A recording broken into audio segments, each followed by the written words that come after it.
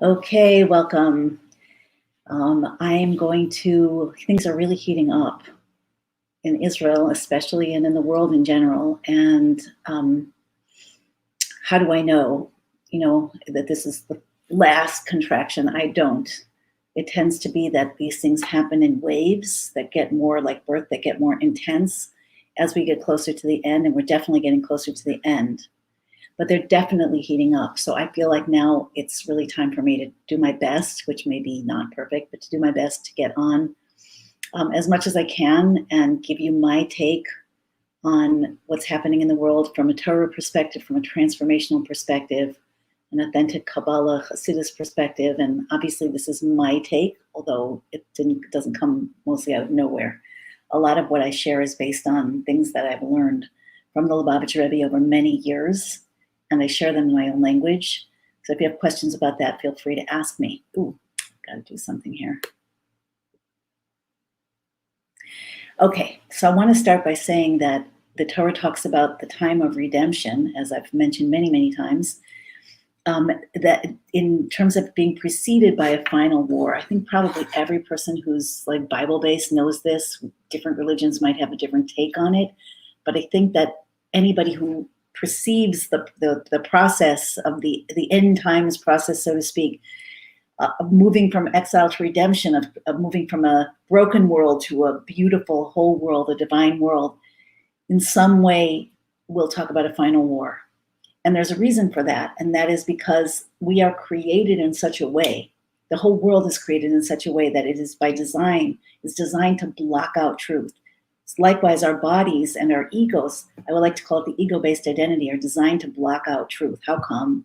Because the truth is that Ein Od Milvado, there's nothing else but God. That's it. That's all that's here or anywhere. Ein Od Milvado, there's nothing but God.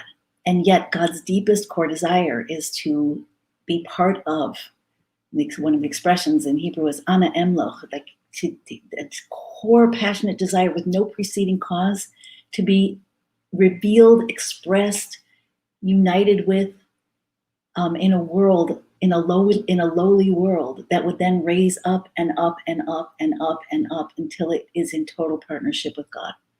In Hebrew, that's called Dira B'Tachtonim, a dwelling place in the lowest world. It's actually plural. Tachtonim means lowest worlds. And that means us. We are the lowest worlds. How come we're the lowest? We're also the highest. We are the lowest because we live in a physical reality, in a physical body that blocks out the deeper truth. And it has to. If it doesn't, then all there is God, and we cannot exist. So there's a tremendous concealment. Creation started with a tremendous concealment. I'm going to get onto current events in a minute. Creation started with a tremendous concealment. The soul coming down into the body is described as a descent from basking beneath the throne of glory in the infinite brilliant light of God to a descent into a deep, deep dungeon where the soul is trapped and really fundamentally has, it can't get through to the body, can't get through to the mind, can't get through to the heart. That's the state of the world that we call the human condition. Many other things go with it, like sickness, death, violence, jealousy, hatred, loneliness, sadness, grief, all that stuff. I talked about some of it yesterday. But the bottom line is that there is this parallel, this dual reality of darkness and light. Even this is a fractal. What is a fractal? It's a pattern, a natural pattern of creation that takes place on many different levels in slightly different ways. So it is a fractal that there's always light and a holding back of the light so that it expresses only in specific ways. Like the soul is in the body. The soul is divine light. It's divine fire, actually. It comes into the body and it's constricted tremendously, but without the soul expressing itself in some ways, you wouldn't be alive, right? So it's always like that. And to remain real, it's been a long process. It's a gestation process for millennia, for many centuries. We're in it since creation, 5,781 years ago, according to the Torah.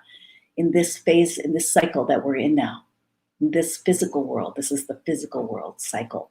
So we have gone through an awfully long process of gestation, learning, evolving, under pressure, taking in resources, refining ourselves, that ego-based identity. Okay, the body's pretty cooperative, more or less. Whatever your mind and soul tell it to do, it'll kind of do if it can. Although it likes pleasure, it's drawn toward the earth. It's drawn toward eating, drinking, loving, rolling in the mud, basically, lying in the sun. But essentially, it will do what you tell it. It's like an animal, you put some reins on it and give it some good food and a nice pet once in a while, and it'll do what you want as much as it can. The ego-based identity is a different story. The identity is what makes you you. It's the core, not the core, it's the external level. The stories, the memories, the wiring, even the DNA of what makes it you, of what makes you you. But the problem with the identity is that because it's made up mostly of stories, memories, beliefs, etc., and many of them actually are unconscious, and also it doesn't have an intrinsic reality, so it's afraid of change. It will resist change because what makes you you, your opinions, your beliefs, your experiences, which is why it's so difficult to change a perspective of a human being, whether you're doing it yourself or someone else is trying to do it for you, to you, through you. So challenging to change the perspective of a human being in a truly deep and meaningful way. Really challenging. Which is why, so we're covered by the concealment and the ego, and the soul is trying to get through. The soul with its purpose is trying to get through.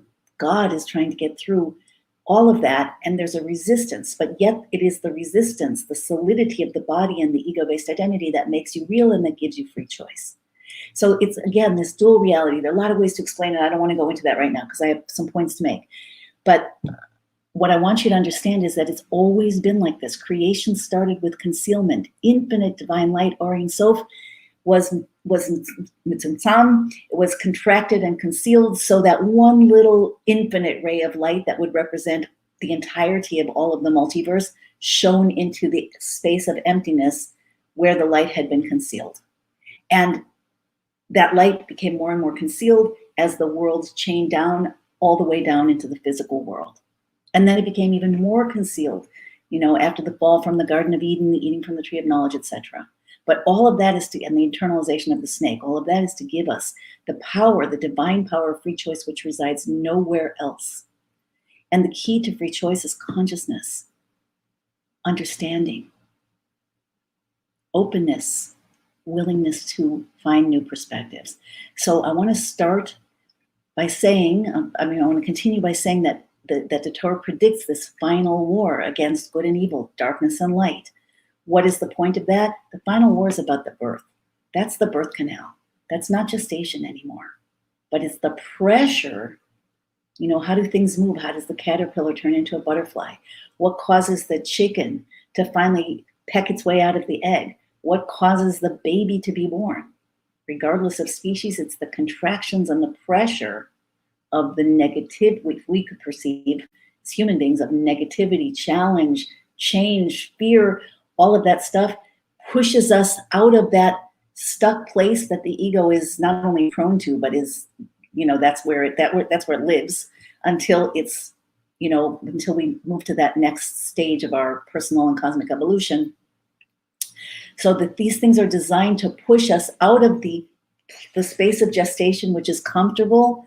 At least it's limited, it's enclosed, even if it wasn't comfortable. Of course, human history was not always comfortable, but it's comfortable in a certain way that we can predict. Everybody is born, everybody dies. The cycles of nature continue ad infinitum. Nothing will ever change, and that's kind of wired into our human experience, which is okay, except for the fact that it's a lie. It's not true. Things are going to change, and things are changing. We are in the birth canal now. So the prophet Daniel talks about these times. He talks about the times of redemption, and among the things he says, he predicts them in very mystical, codes and so forth. But one of the things that he says pretty clearly is that at these times, there will be a confusion, I'm paraphrasing, between darkness and light, and the wise will understand and the foolish will not understand. That everything must be clarified and elevated, concealments eliminated, and the wise will understand, the foolish will not understand. And that's where it comes to holy skepticism and looking deeper. Because part of this war, part of what's happening in this final war is the war to uncover the shell of darkness, the shell of illusion that allowed us to gestate until now in the direction that God needed us to go, that our souls came down in which to go. But once it's time to eat the nut, once it's time for the butterfly to burst from the cocoon, it can't stay in there anymore. When it's time for the baby to be born, and people get into medical emergencies because a baby is in the womb too long. It's got to be there long enough to get finished, and then it's got to get out. And that's what's happening here, and it's accelerating more and more and more. So the part of besides the body, besides the ego, part of what has been keeping us, you could say, in that tight cocoon or inside that shell. And by the way, it's interesting that in the word for shell in Hebrew is klipa, and klipa is the word that Hasidus, authentic Kabbalah, uses to describe the spiritual impurities that cover the truth. So everything's a fractal. Everything's a living metaphor, a living mashal, including you in your life. In any case, when it's time to break through, we have to break through. And the turbulence that's happening in the world is pushing us through and waking us up, shaking the ego out of its stuck state where there's a tremendous resistance to believe anything. They call this in secular terms, they call it the normalcy bias. If you don't know about it, you should really think about it. I really suggest thinking about it, because there is an intrinsic human bias to believe that the future will equal the past, at least on some, macro level. Even on a micro level, like because you in the past couldn't, ice skate, in the future you'll never be you're just the type of person that can't ice skate, you're not coordinated. That's the way it is. And politics will always be the same, and history repeats itself, but that is true when we're in the gestation phase. But once we're in the birth canal, it's not true anymore. History is no longer repeating itself. And it's time to align with that.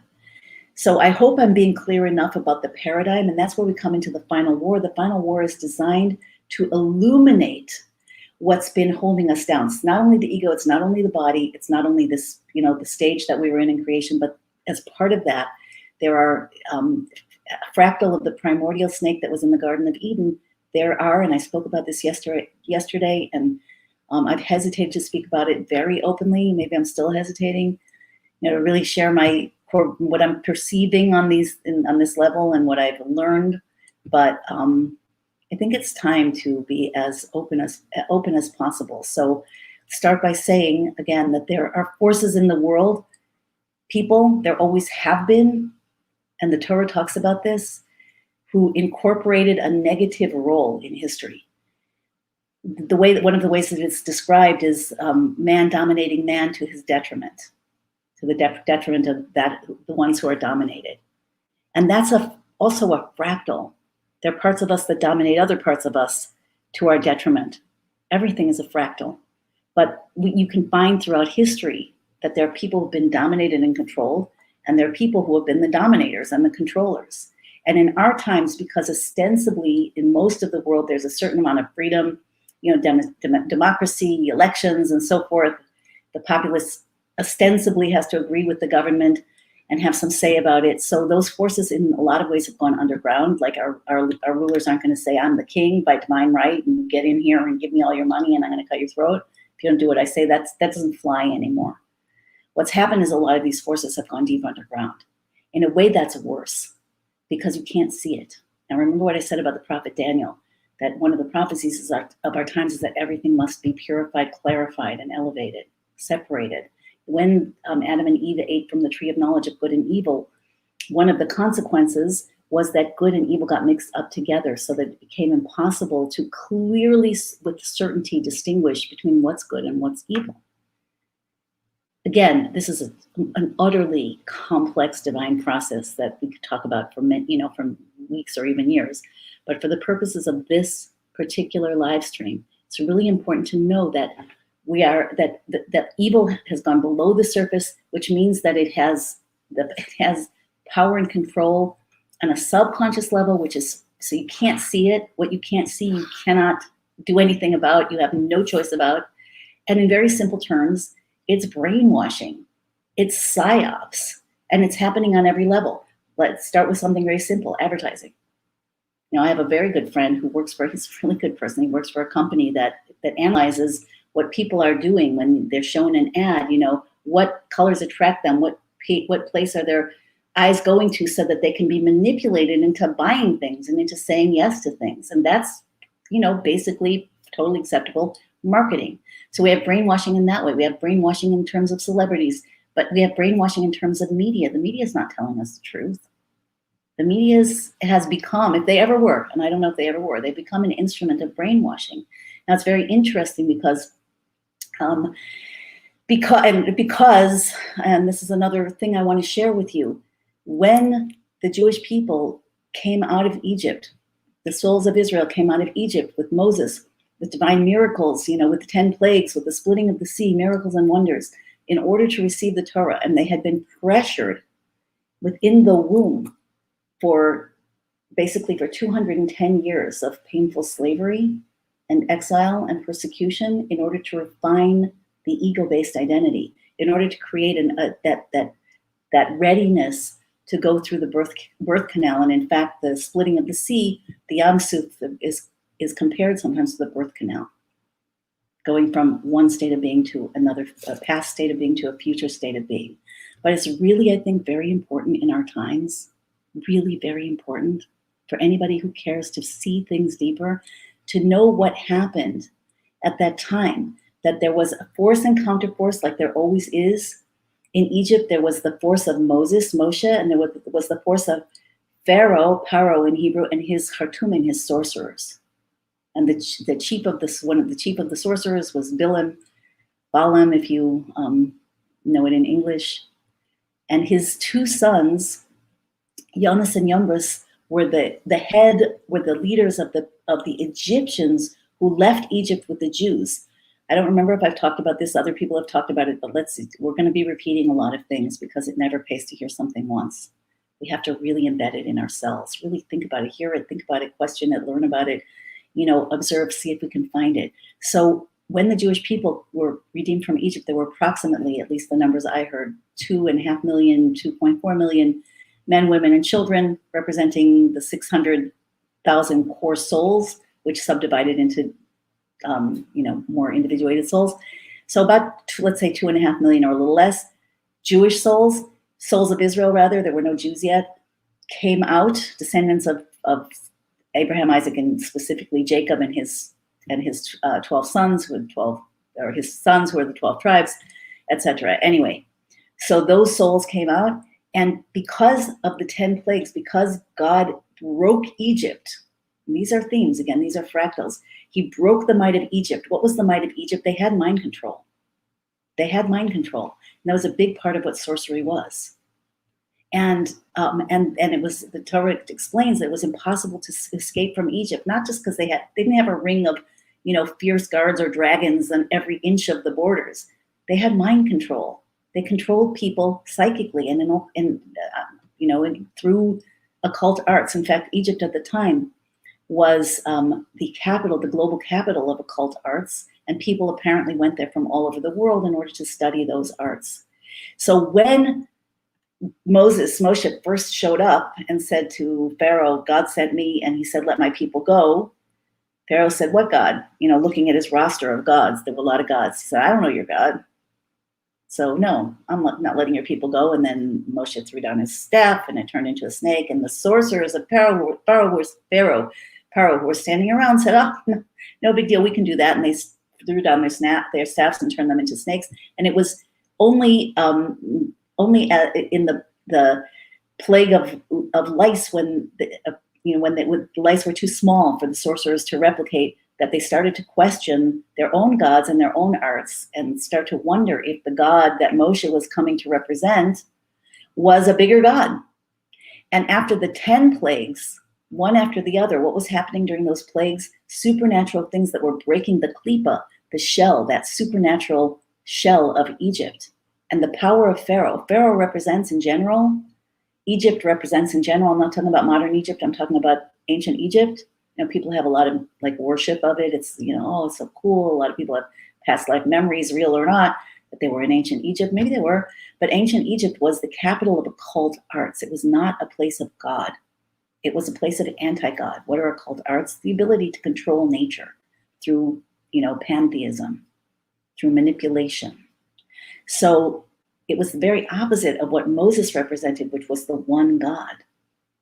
who was acquiring his people, who would then acquire the Torah, who would then gestate the Torah throughout every possible circumstance in the world, favorable and mostly unfavorable, until the time would come that the refinement process was over and the Torah could be now flowed into the world for peoples of all faiths, or for people of all backgrounds.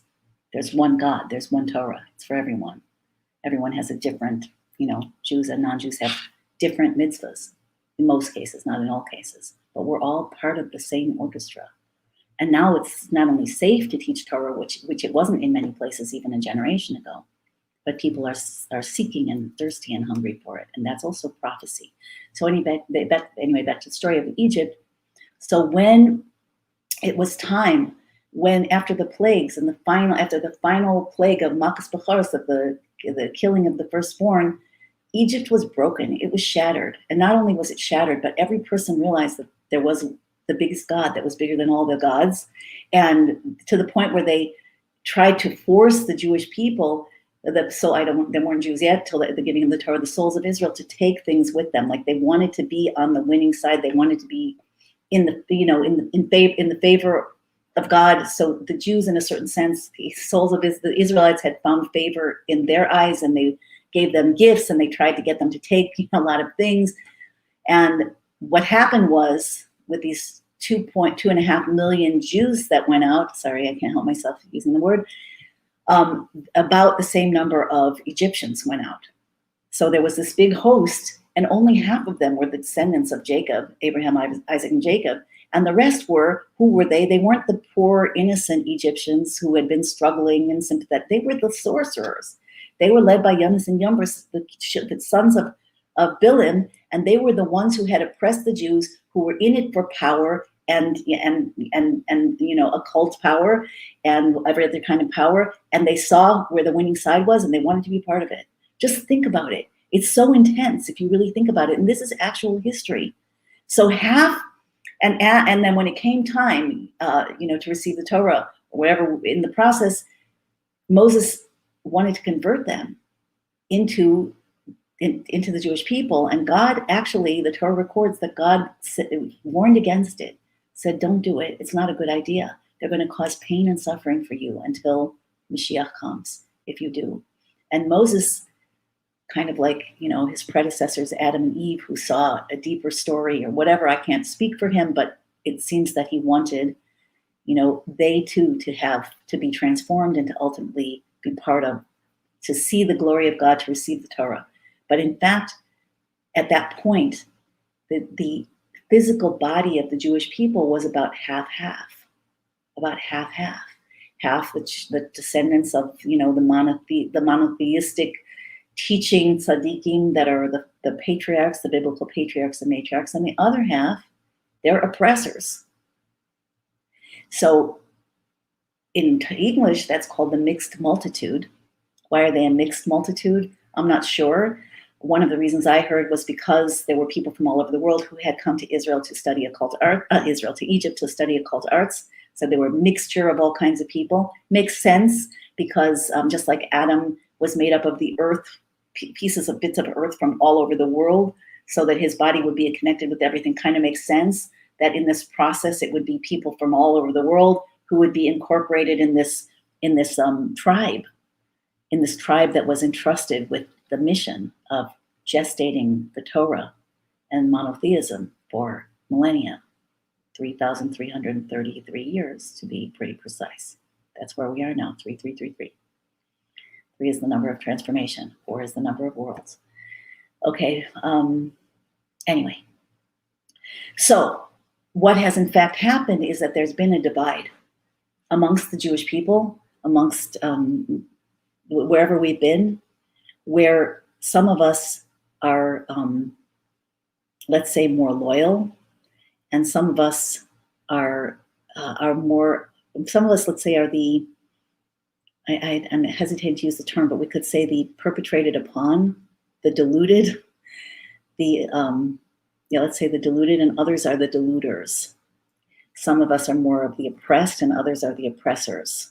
So I would like to say, in my opinion, you can't say in almost any case that a particular person, It's not about descent. Like, I don't know if anybody's descended, like they can trace their ancestry back to like somebody who was converted from the Egyptians, but it's a quality, it's a spiritual quality that many of us have to a certain degree. Like, we are all fractals of darkness and light, right? But then there are people, individuals, and institutions that have far more of it, that are playing that role cosmically, of the oppressors, of the deluders. Now remember that the power of the Egyptian faction, they're the followers of, the sorcerers, the Khartoumim, the sorcerers of Pharaoh, is the power of their words, to cast spells through words. And this is in fact the power of the Erev Rav, of the mixed multitude. So it's predicted that in these times the Erev Rav will be leading in many cases in governments, in even in religious institutions. And it pains me to say it, and I feel a little bit over the line even saying it, because we want to speak well. It's dangerous times when we use our words wisely. So I'm asking Hashem to protect and bless every person who doesn't consciously wish evil upon their fellow. Let's keep it simple like that. And many people probably are unconscious of their motivations, but basically the idea is that if someone has a nature of the Erev Rav amongst the Jewish people, so they're supposed to, what is the mission of the Jewish people? We accepted the Torah. We're gestating the Torah, we're carrying the Torah, we're loyal to the Torah, we're living the Torah, we're teaching the Torah in every possible situation throughout every generation until Mashiach comes, until the Geula comes. What is the nature? That's the true Jewish nature. That's the archetypal, ideal Jewish nature. I'm not saying that everybody's living it perfectly. Most of us, almost none of us are, but that's kind of the nature. There's a certain nature in that. First of all, because God reached out with that mission, and because the Jewish people said yes, and then through that process of the 3,333 years, there's been a tremendous collective refinement process. What I mean by refinement, that the loyalty, our connection to the Torah collectively over every generation has become absolute. Even if people go in and out as individuals, nobody has been able to separate the Jewish people from the Torah. Nobody. And nobody ever will. But within the Jewish people, you have the opposite side also. What's the quality of the Erev Rav? The quality of the Erev Rav is that they fight against the basically a complete revelation of God and Mashiach. Now again, in many cases, it's probably unconscious. I believe that most of us are, maybe all of us, maybe with very few exceptions of great tzaddikim, are brainwashed, including myself. I really believe that.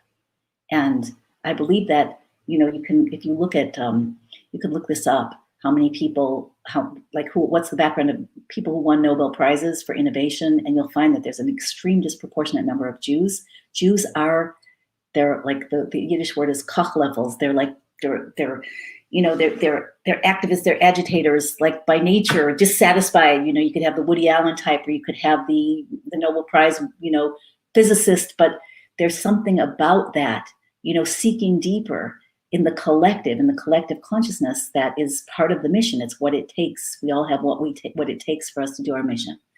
So there has been this fifth column within us and within each of us as well. As I said, we're a fractal, but particularly, so many people are brainwashed, many in leadership are brainwashed because there's the power of the voice that of this particular type of soul to persuade, to convince, to comfort, to confuse.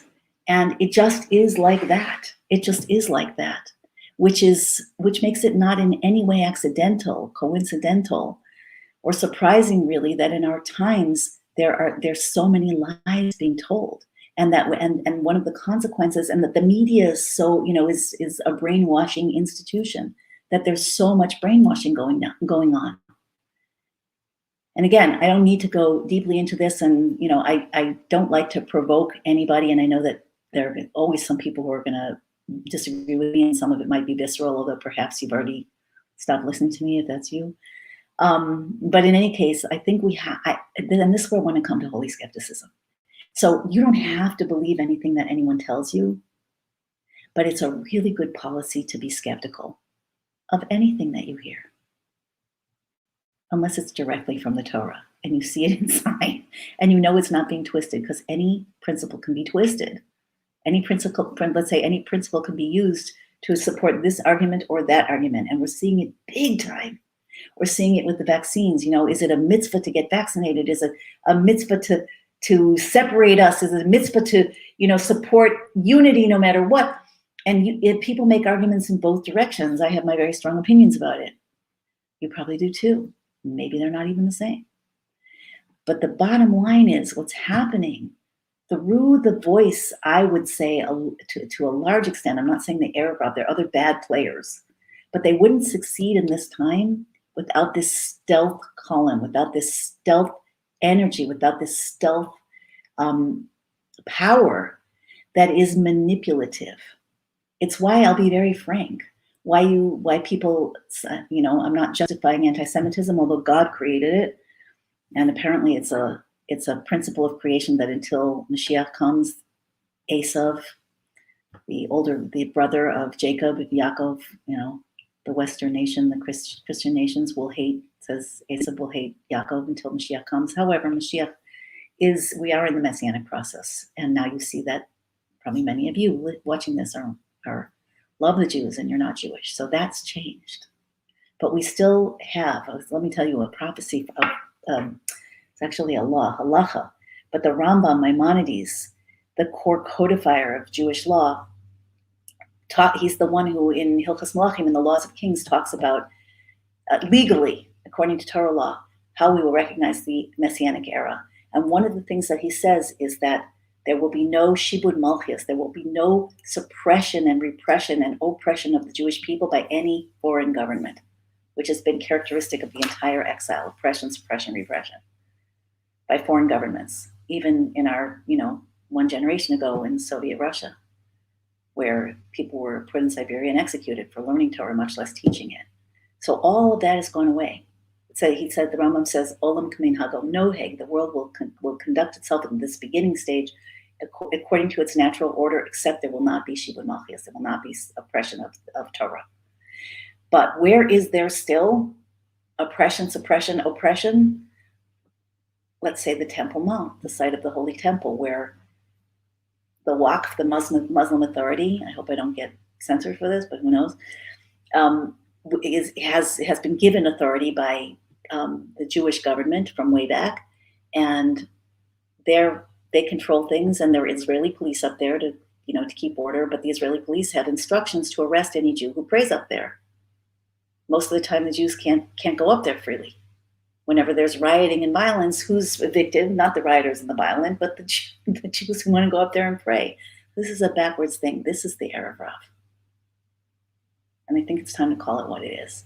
Now, that would not be such a problem, except for the power of this energetic fractal force of humanity.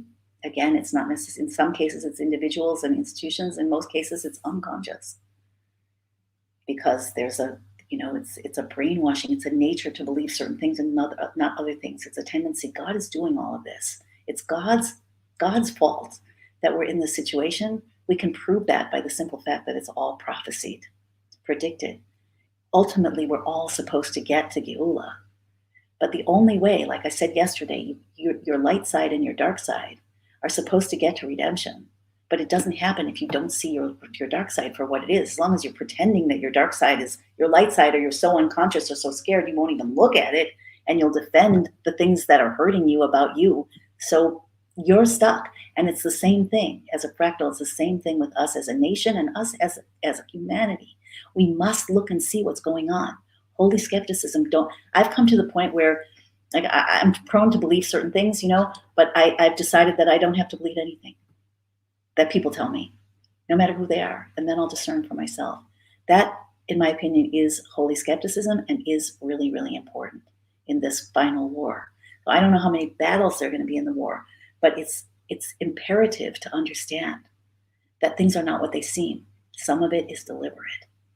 Some of it is part of the final war. So seeing what are your superpowers in this regard, studying the Torah, understanding prophecy, studying the mystical Torah so that your mind and heart and basically the receptors of your soul, as they are enclosed in your mind and heart, can receive from above straight truth, and then you can verify what you intuit in next to the Torah, and make sure that it lines up and it's not in contradiction. That's what I try to do. Always, I'm going past the edge and then I'm going back to check. Am I okay? Is there justification for this? I never want to go in a direction that God doesn't want me to go. How come? It's going to destroy things. We don't want that. We want to be well, healthy, vital, joyful, unified, alive. That brings me to the concept of divine unity. So we've been part of the brainwashing in our times is that we've been convinced not that everybody's equal in God's eyes, that is 100%, but that everybody's the same. That's a big problem. Because everybody's not the same. First of all, every individual is absolutely unique, and what one has, the other one doesn't have. And even if a person's, less intelligent, not very pretty, or handsome, doesn't have money, their power, they have a mission, a soul mission, which is essential, like every piece of the jigsaw puzzle. And perhaps, it's just the courage and the steadfastness under that tremendous pressure. Maybe it's a simple belief.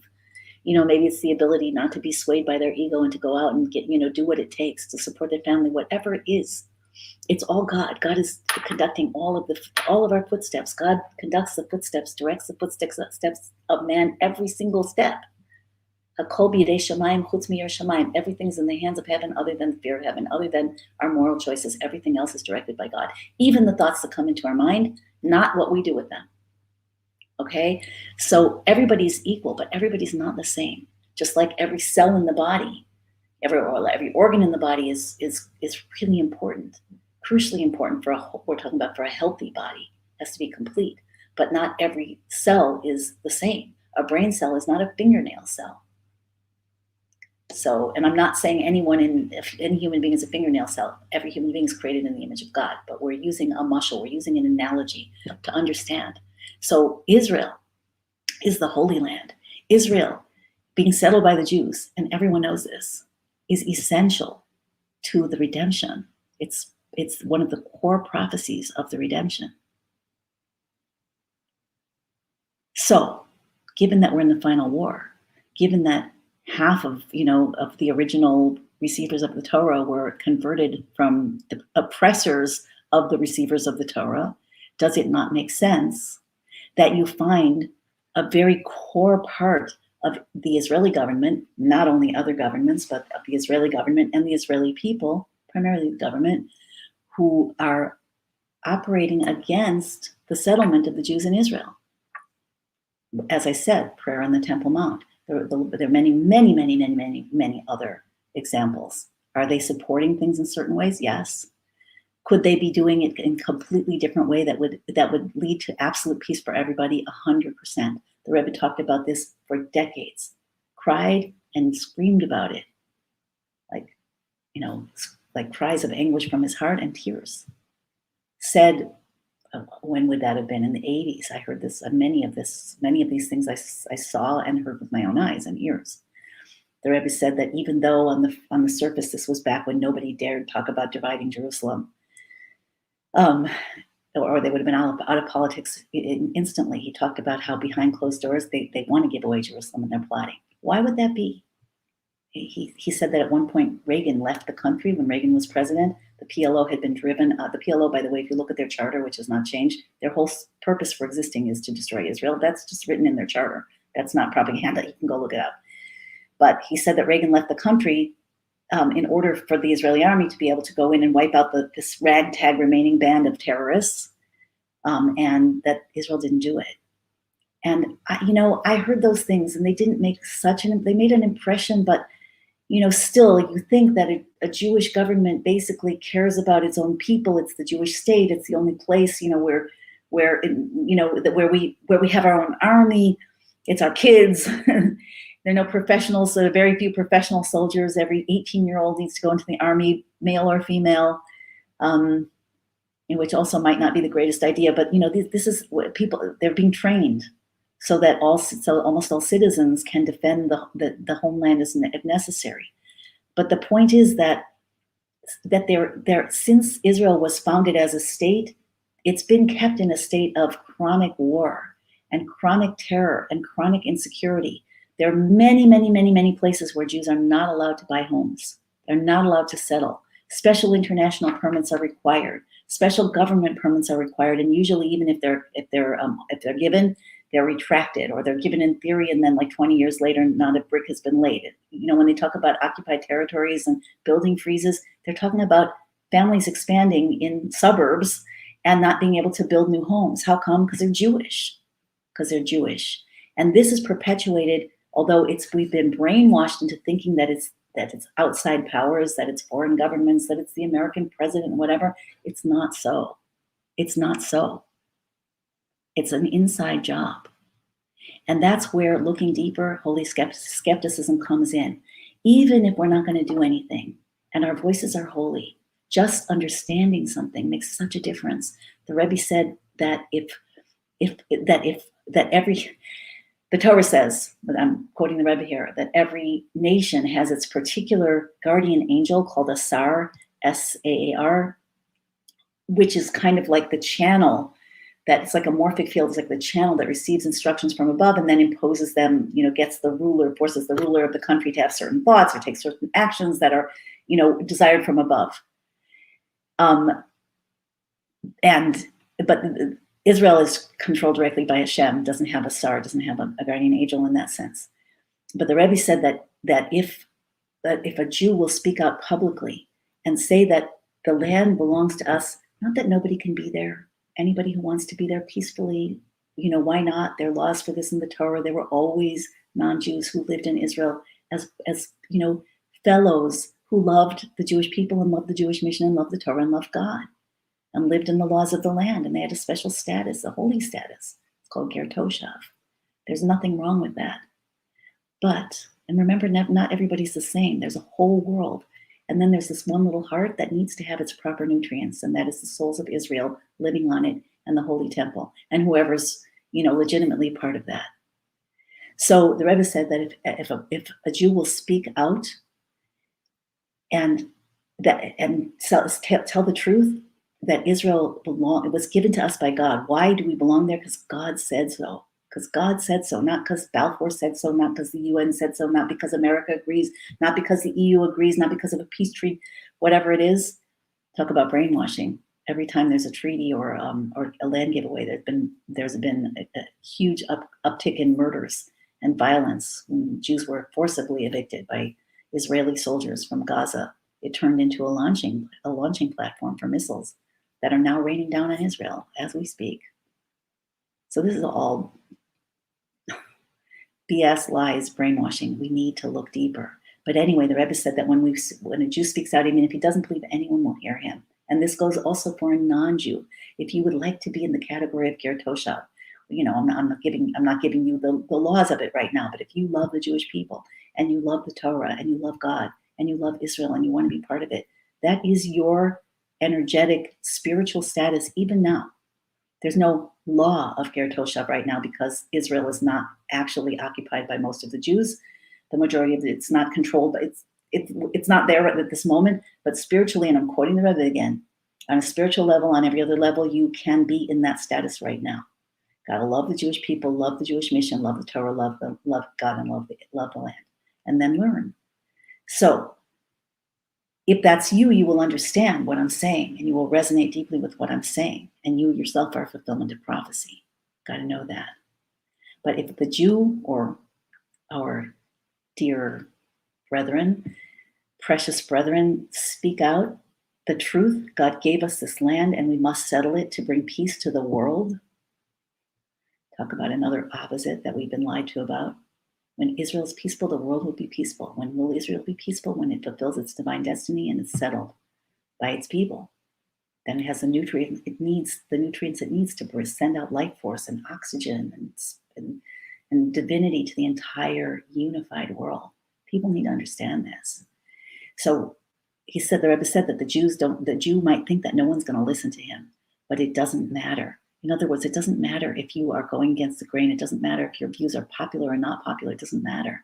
Because, the Rebbe said, the Sar, the Malach, the morphic field, the the guardian angel of the nations, will hear those words of truth, and they will take it as an order. I'm adding those words, take it as an order. They will recognize it as truth, Rebbe said, and they will force the leaders of the nation to act in accordance with those words. Isn't that incredible? So this is what we call going vertical. Forget about the media. Forget about placating the media. Forget about the politicians. Trust God, not governments. They're all out. They're all liars now. Straight up. Maybe there are a few exceptions, but basically the ones who are in power now are in power mostly because there's somebody who's mostly because they're playing the game. I forgot if it's the president of Ghana, if that was the country who said he wouldn't force vaccines, and he just said it was a scam, and he's dead. So just saying, trust God, not governments. But when we know the truth, when we look deeper, even if it takes you some time to discern, you don't have to believe me, but I'm giving you good advice that you can use in your own way. And that is to look deeper, to have holy skepticism, to understand what divine unity is. Divine unity is we are all one superstructure, a body, the collective body human, and we're not all the same part. Brain cells are not supposed to be in the fingernail. Fingernail cells are not supposed to be in the heart. And the Jewish people are supposed to be in the land of Israel. And I'm not saying everybody has to come here. Right now I'm in Florida for, probably up to a few months. I'll at least a couple months here, probably still visiting my family and getting recharged and so forth. We're in a phase where people are going back and forth. But the idea is that we are required, we are commanded, we are begged by God to say the truth, to use our voice, our mind to discern truth. Don't trust anybody who could possibly be brainwashing you. Look deeper. Notice how you are being controlled. Start with advertising. Go against the grain. And then when you feel that there's something true that you could share it. Share it in whatever your public forum is, or even with your friends and family, or even in your prayers to God. Okay? And that will activate a different paradigm amongst the guardian angels that are actually forcing, influencing, brainwashing, controlling all of these leaders and politicians. And then in turn, things will happen in the world that are unexpected, unpredicted, and wonderful. But it is absolutely, at this time, the utmost attempts are being made to brainwash us. And I'm going to stop in a moment because I'm not looking at the clock, but I think it's gone long. There's just so much to say. What's happening in Israel, and again, I'm asking Hashem, if I'm wrong about someone or something, please don't use my words against anyone or me.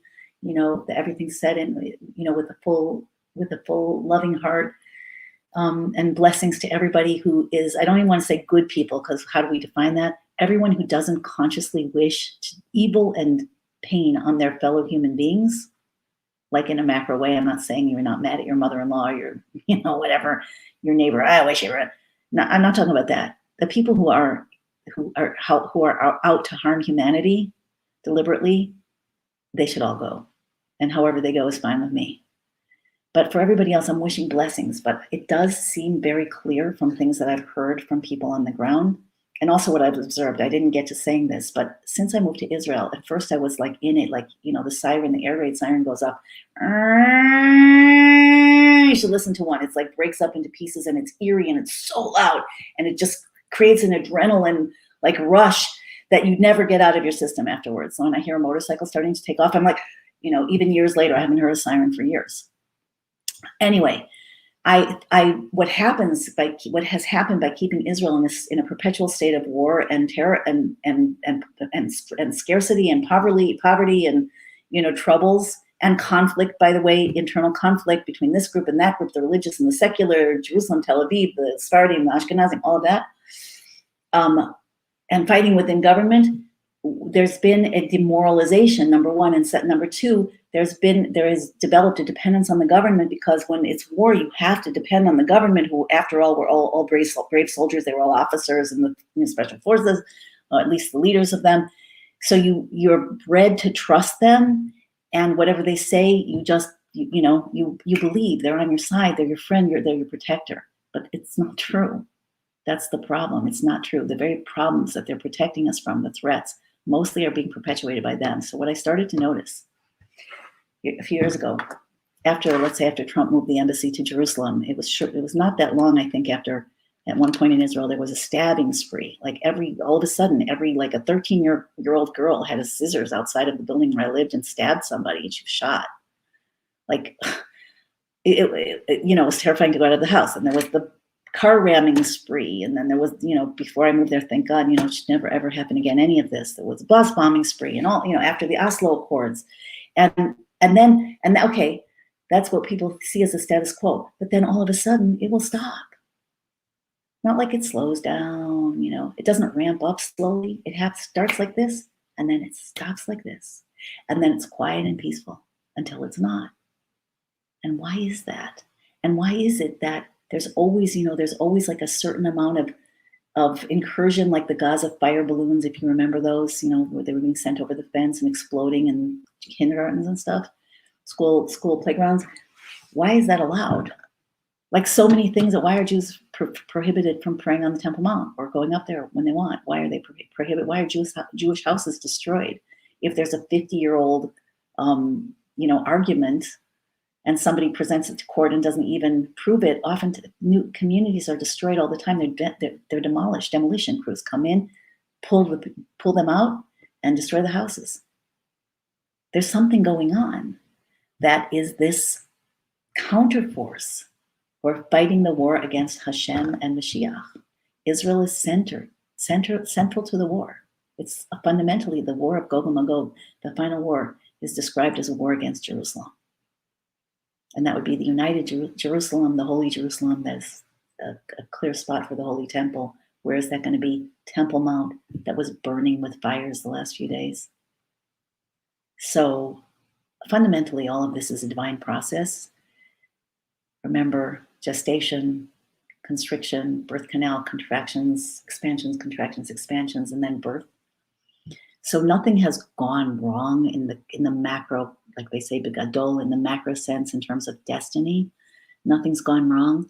But in terms of our perceptions and what we are perpetuating with our perceptions or lack thereof, something is very wrong. But we can fix it. And now is the time. So I want to suggest to you, as I hope we're concluding here, don't believe what the media tells you. Don't believe, not international and not Israeli. Don't believe what your leaders tell you, whether secular or religious. And even in this topic, I used to be one of those people would be like, just wipe them all out. They keep trying to kill us, And yes, people who are trying to kill other people need to be wiped out. The Torah says that. So that's just the way it is. And we need to have the moral courage to do that in appropriate ways when it's the case. People must defend themselves, and not only Jewish people and not only in Israel. It's a law. It's a divine law. But I don't blame any faction anymore. And this may be very controversial also. I'm not talking about individuals, and I'm not talking about those who wish evil and destruction. There are plenty of those, and they should all go down. I don't mind if it's really unpainful. I don't mind. It's not up to me. But everybody else who's been brainwashed, anybody who's just been subject to brainwashing, and if they were left alone, they'd just be kind of a nice person, or at least not a horrible person, I don't blame them anymore, because we're all subject to the same brainwashing. And guess what? Whether it's internal, whether it's inside of a group, and this doesn't only apply to Israel. Israel is also a fractal for the whole world. So wherever you're living, take it to heart. They are, whoever they may be, are attempting overall to pit us against each other, to keep us looking at each other and blaming each other instead of looking deeper and seeing them and what's going on. And it needs to stop. We need to say no more. And that's what I'm here to say today. So that is holy skepticism. That is looking deeper. That is trust God, not governments. That is going vertical. That is connecting to the overlying structure, the guardian angels, the SAR, the process. And I do believe, here's another thing, I'll end with this. The Rebbe said that when the Jews will be willing to come out and say that God gave us this land, without hesitation, and act accordingly, meaning just live peacefully, build a home, live in a home, don't be shy. Don't think you owe that you've stolen someone's land. It's God's land and he wants us in it. And anyone who loves us, basically, and is willing to, and loves God and is willing to be part of it. But when we're willing to say it openly and act accordingly, there will be no need to go to war. There will be no more war, contrary to popular opinion. In fact, the Rebbe says even weapons will not be needed. So true peace in the world starts with Israel. That's why Israel is once again the center hotspot, whether it's the vaccines, whether it's the, now the riots. I didn't say, there's a lot of evidence and videos that they're instigators that are part of whatever government institutions that are brutalizing Arabs and people dressed up as Jews, or even if they are Jews who are not people on the street who are starting right. There's just a lot of stuff going on. I ask Hashem to protect us all and to distinguish between the innocent and the truly consciously guilty in very major ways, to make that very major distinction, and to protect everybody who is not of those truly guilty, whatever nation they're from. And just for us to know that we must take our power back into our own hands, and that is divine power. And understanding that we're all here, essential, beloved, divine souls in holy bodies, that is a core truth that must be held to. So when we look at somebody else, we need to look for the soul. Doesn't mean if someone's coming at you to try to hurt you, you shouldn't defend yourself. You must. It's a law. It's not allowed for people to, go and kill other people. But, within that, we need to learn to be discerning, and we need to learn to use our voice, and we need to learn to see the soul in each other, and also to know that we're not all the same. We don't all have the same role. Every one of us has a unique mission. Your soul came into your body with your unique mission. Nations have unique missions, and Israel has a unique mission as the heart of the world. It has a destiny. That destiny must be fulfilled, and anyone who participates in that is going to bring peace to yourself and blessings to yourself and peace to the world. We are at the edge of a cliff. There's great danger. There are a lot of negative prophecies that will come true, God forbid, if nothing changes. But as we awaken and lean into the positive vision, not in a way of la-la riding on top of the truth, unconscious, but consciously, discerningly, divine unity, holy skepticism, using your voice, seeking truth and telling truth and living truth. That can change easily and will change for the whole world, so that all of the forces that are, now in America causing a gas crisis all of a sudden, next there will be a banking crisis, whatever it is, or there's a race crisis, like all of these things are being manufactured. And the propaganda machine is really sophisticated now. So we, though, our souls in bodies, were created in the image of God, and we have divine power. When we work on behalf of the mission, we have special resources, miraculous, supernatural resources. The more we do, the more we have. The more we unite in this mission, each in our own particular way, also, the more collectively we can receive bigger blessings and bigger supernatural assistance, bigger insight and wisdom, bigger guidance, bigger success, bigger impact on every level. So if you're down with that mission, if you want to be part of it, like this video, please share it, please. Know that it's a war, a holy war, and we can win it very peacefully if we just are willing to do this process and to take our role now. Okay, sending many blessings, and I hope to see you tomorrow. Lots of love.